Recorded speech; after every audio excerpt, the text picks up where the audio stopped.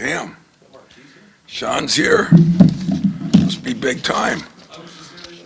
Fred's here during baseball season with 2 for 2 here. Rest of you guys are here all the time. I'm kidding you. Relax, I'm kidding you. Well, right now every win's a big win. So Sunday was a big win because every win for the last 5 games has been a big win because that's what you got to do when you're playing for something.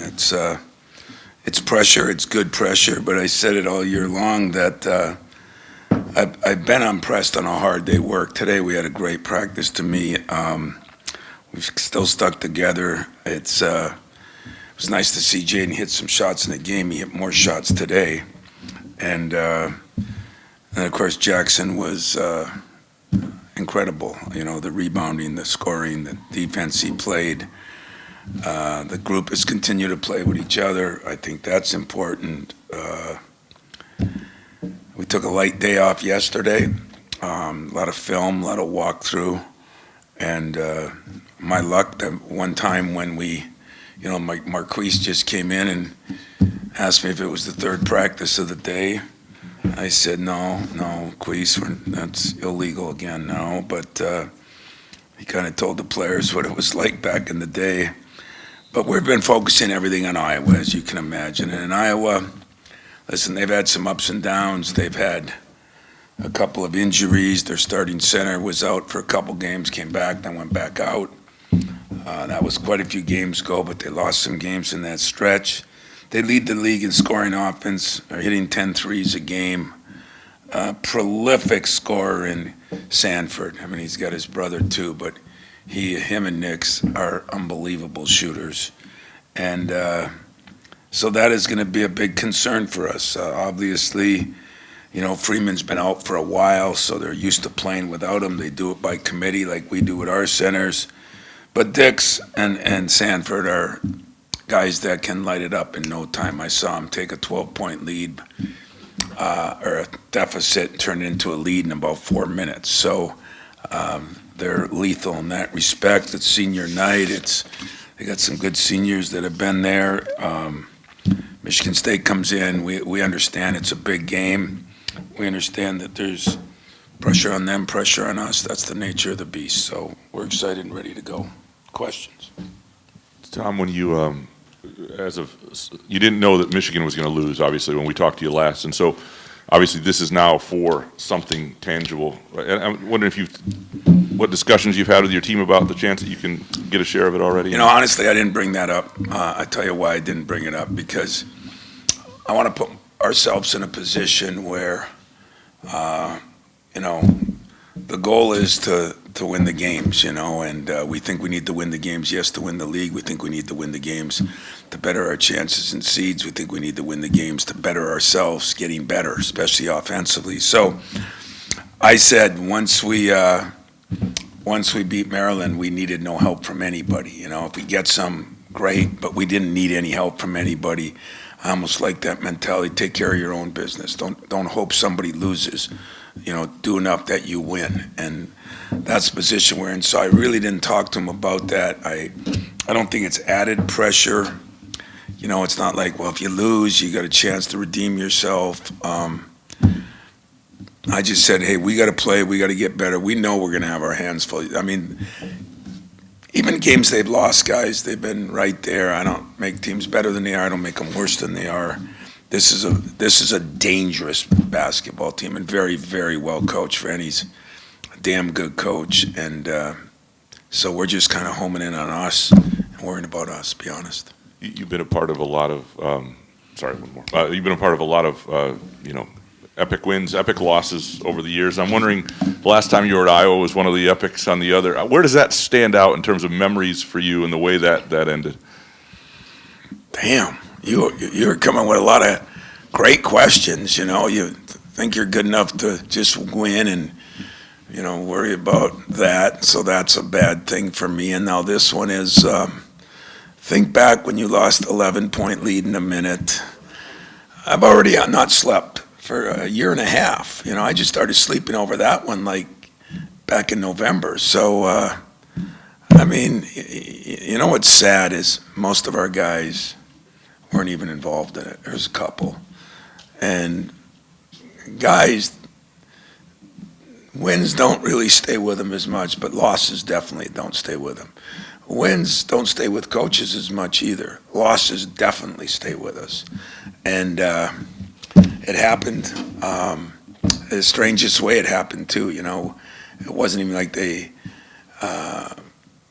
like we missed a bunch of free throws. It was just they were making threes and we were making 2 free throws, and to his credit, they beat us. And I got a lot of things I remember about Iowa over the years, home losses. Fran's done a good job. So no, I'm not. I've changed. Can't yell at players. Don't get upset with them too much, and definitely, I'm looking at the glass usually half full now. You know me. And so the glass is half full. If we get 11-point lead, I think we have a good chance to win it this time from the experience I had from the other time. 11-point lead with a minute left. Let me reframe that. Obviously, the finishes have been strong lately, but the first halves could be better. How much of an emphasis has that been with your guys, especially as you're going to be seeing some much better teams? I'm not letting you guys get to the negative side of me, you know. You're right. You are right. But did you ever think sometimes it's because the other team is pretty good too? And you all know there's times we haven't shot the ball as well. That's no secret. But I think in general, we've had at Michigan, we were up 16-8. Were you sleeping during that time, or were you there? You were there. So then the next 10 minutes is when we were bad. But you know what? If we start down 30-0, we're behind tomorrow, and we win the game, I'm going to be happy. And that's kind of the way it is, you know. But I don't think our starts have always been as bad. I just think there's other good teams, and good teams are tough to play against too, and especially when you're on the road like we've been for a couple of them. You know, those teams get going too, and they got a lot to play for too. It's not just us. I mean, Maryland was unbelievable what they had to play for Michigan. So I don't know. You know, I'm making fun of it. Who in the hell said we're that good that we should go in there and dominate a team from start to finish? I sure haven't said that, and I don't believe that. But I'd like to shoot the ball better from the 3. Other than that, I've been pretty cool. Our turnovers have been down. I think we're 9-something in the last 5 games. A lot more good things than bad things. So the positive dog is going to stay positive for at least till I get out of this press conference. I got a couple of really positive questions. This is 6 or 7 times in recent weeks you've said we had a great practice. Does this team just practice well, and does success energize practice time? I'm sure it does some, but it's still a grind. You know, there's pressure on these guys. I think they practiced pretty well all year, but like today I was impressed, you know. Now maybe it was smart. We gave them yesterday semi-off. And the 1 week, like Queese said, Queese walks in and, you know, how many practices today, coach? This is during break. There's no rules, you know. I said, shut up, Queese. I almost threw him out of practice. But I'm trying to be the positive dog. I'm trying to use my intelligence a little bit more and not beat the hell out of my guys. But in all honesty, we got a lot of stuff done yesterday. We really did. And yet I think we saved their bodies. But at this time of year, you know, it's not always your body, it's your mind. You know, the mental fatigue of a season is probably tougher than the physical. Here's an easy one. John Howe's been hanging around a couple days. He was at your game Sunday. He was there today. What's that like to have, in a bigger-than-life moment, him around and smiling and enjoying himself like he seems to? Yeah, you know, John's been here quite a bit. He calls Mex and comes over, and John's an inspiration to me, you know. You talk about the positive dog. I don't know what I'd say if I was John, but it probably wouldn't be when I say, how you doing, John? I'm doing great, coach. Probably wouldn't be what I would say. And so he's an inspiration to me. He's incredible kid, and I appreciate him around practice. I appreciate him around games. He's welcome anytime he wants to come, as long as I'm here. Tom, forgive me for delving into the realm of hypotheticals here, but you talked about wanting the wins in the next 2 games. I'm curious, if you do win at Iowa and you do clinch your share of the title, do you celebrate that, or do you just wait till Sunday when you can potentially win it outright? Yeah, no, there'll be no celebrating for us in Iowa. We got a little tiny locker room there. We'll go and give each other a hug if we can find a way to win. And but there'll be no. First of all, I would never do that on somebody else's court ever. And second of all, too much respect for coaches, players, and fans. And third of all, we have bigger goals than just winning it, and winning it outright. There's other goals that we have, playing better all the time so we get more prepared for the tournaments that are coming up when it's one bad day, one bad half, and now you're out. And so, no, you guys, there'll be no celebrating. That's not a negative. That's just the way I believe it should be. And I've never been a fan. I've seen it once or twice where people cut down the nets and things, and I would never do that. I'm wondering about the complexities of this, the emotions involved in going to Iowa. One, obviously, they're fighting for their lives and getting to the tournament, but two, there's also been a lot of rumors about Fran and whether or not this may be the end for him. I guess I'm wondering how you kind of walk into a situation where the emotions might elevate another team's play. Well, I think every time we go somewhere, whether we like it or not, whether I like it or not, the brand we've created for us has been pretty special, as evident by not being picked as high and yet being critical TV games and having your last 2 games on major networks. And so I think anytime we go somewhere, people want to take their shot at Michigan State because we've taken our shot at them a lot, and won a lot of games. And so I think that's number one. Number two, senior night is always special. Doesn't matter if it's here at Michigan, at Iowa, or at Indiana. It doesn't matter where it is. It's always special, and those special nights affect everybody differently. But when I can sneak past 1 or 2 years, having had to go to a senior night, I always go, phew, that's nice, But number 3, as far as my friend, Fran is, he loses his freshman of the year center, and people are so whacked out now, and including you guys. Everybody thinks that people are paying players, so you should.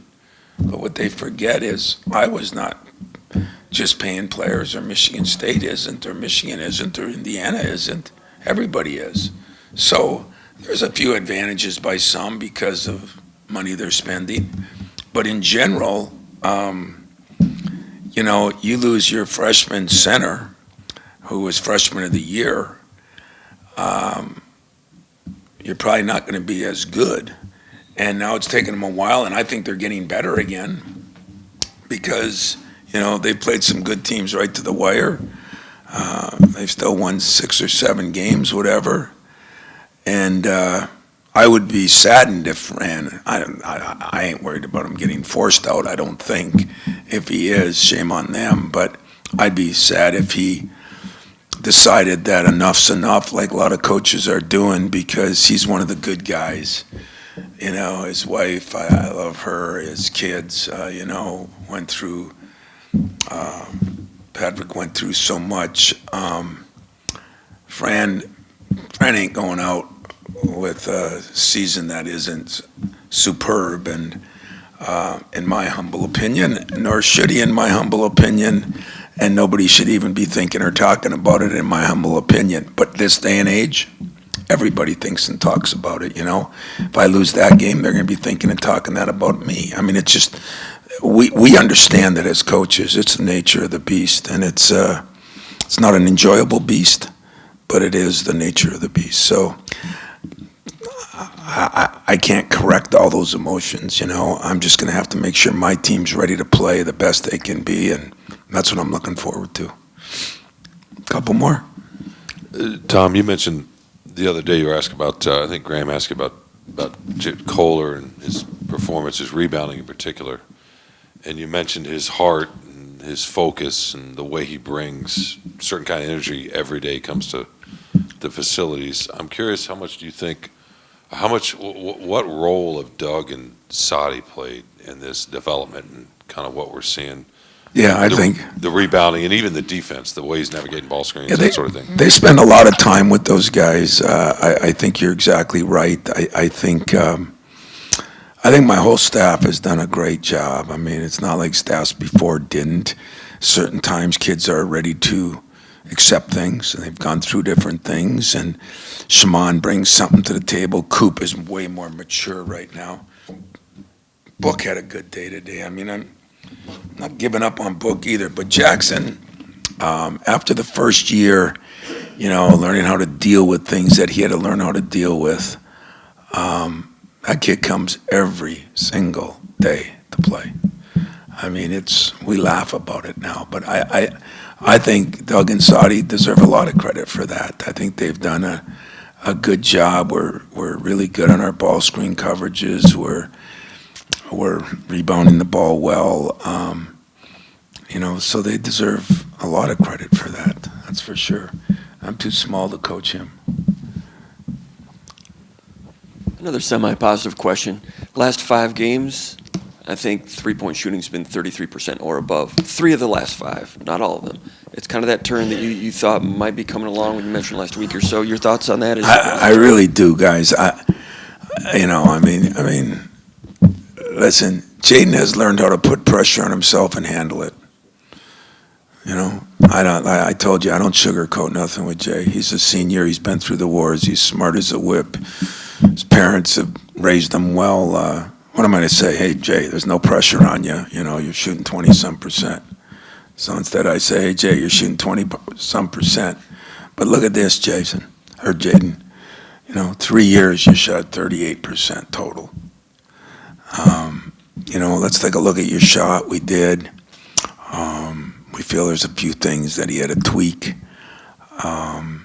But I pray to God he keeps shooting well for us, but way more for him.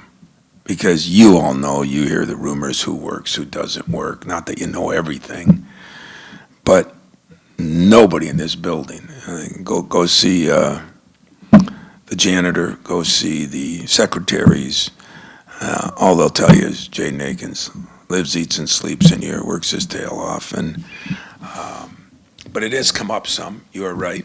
And I said, I'm not going to be selfish. I think the last 10 teams I've had, we've been closer to 35 to 40% in the three-point shooting. I would just take the low end of that, and I think we'd be a much better team. And if that's pressure, live with it. That's where you are. But he's fine. He's fine. And we got some other guys that got to shoot it well, too. And I think they will. Hey, Tom, you made it clear after the Wisconsin game, you kind of touched on a second ago, that there's still growth to have. You're not there. But I'm curious to know, about 30 days out, April 7th is that last game you want to win.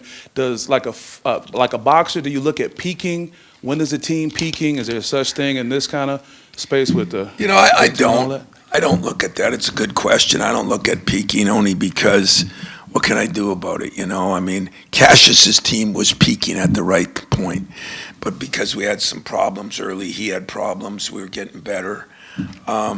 Remember now, we lost 3 out of 4. We know what it's like to lose. And I thought 1.5 of those games we played atrocious. I thought one of them I coached atrocious. So we've been grinding in this. That's what you're supposed to do at the end of the year. And if you're playing for any kind of championship, if you put yourself in that position, and I know Robin's up next, and and I'd say this in front of her, I'd say this, I mean, that's our goal as coaches, is to each year be in the hunt in those last 2 weeks. Well, there's going to be pressure on that if you're in the hunt. And some years you win it, and some years you don't. But I don't look at peaking. I know this. If you think we peaked because we won 5 in a row, offensively, we're down here as far as I'm concerned, you know. And that's not total offense. We're in the middle of the pack. But I just think we have such a ceiling to get to yet. But defense does win championships, and you still got to be able to defend and rebound. And our turnovers are getting better. That's an offensive stat. Our fast break has gotten better the last couple games. We had a lull in that. We're nowhere near peaking. I do think we have a ceiling to improve to. It's whether we improve to it that'll determine. Tom, you talked about how you're not really bringing up the title with the team, but I was just wondering about you personally, how much, you want to be in this position, and you're in a spot now where you win a game, you win a title. How much do you relish just having that shot this late in the season, and with all your experience in being in this spot? Well, first of all, I mean, if I wanted to not talk about winning a championship, like I said, I've never been on Twitter in my life. Never plan on it.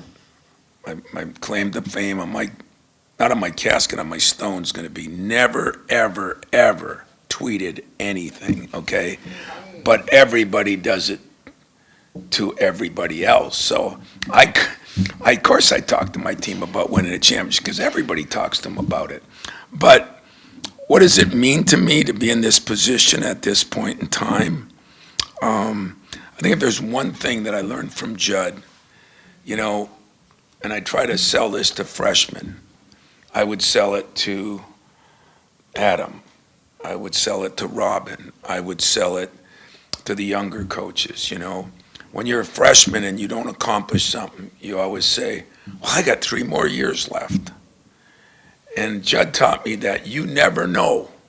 As we know, you never know how long you have on anything, but you never know what'll happen.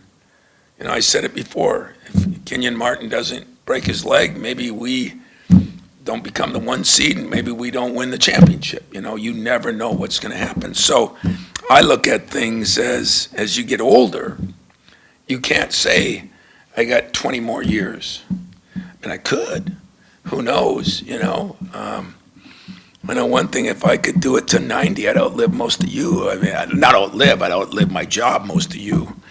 But I got a couple young bucks that would still probably be here giving me a pain in my tush. And it's exciting to be in the position. I'm not making it a bigger deal or a smaller deal. I'm making it, this is why you came here. This is what we do here. We don't hang things of records. We hang things of championships. And that's the way I look at it. I'm excited about it. I'm excited about a chance and an opportunity, because you got to have a chance before you can do it, right? So I'm excited about the chance. See if we can take advantage of the opportunity. Time for one more before we get Robin up. So just to clarify, you are going to coach here until you're 90? Maybe. Yeah. Maybe that would be good news for you guys, or bad news for you guys, or bad news for fans. I don't know, but I'm going to coach through this year. I know that. I wanted to ask you about, you talk so much about the three-point shooting.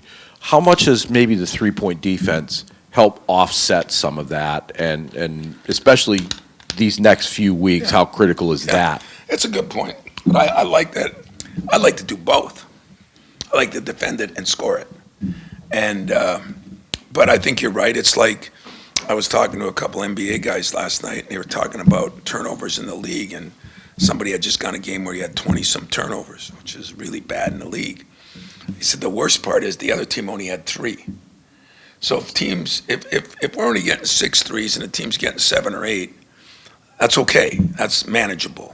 But if they're getting 10 and we're getting 4, then it's a problem. So our defense is important on that, but there's not a guy in America, not Zebo, not Zach Randolph, not Antonio Smith. I mean, everybody wants to score a three-point shot. It makes you feel better when you do. Fans get excited about it.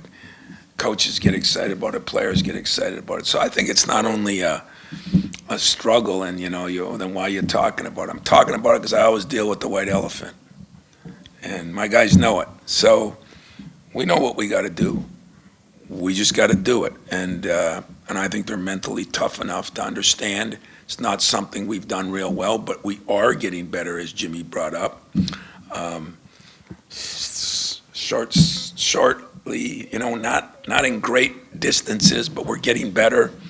And I think we're going to get better because I think we have a good enough team to make shots. And if we keep defending, now if we start making shots and then don't defend them, we got a problem too. So our defense has been phenomenal if you look in the league. Our offense has been decent. We're turning the ball over less. Our fast break is still a big part of our offense. And the better we defend and rebound, the better we break. And if we start making shots, even this late of the year, then we hadn't peaked. And so that would be good. I appreciate you guys. See ya. We'll have Robin up next. We'll have Robin up next, followed by player.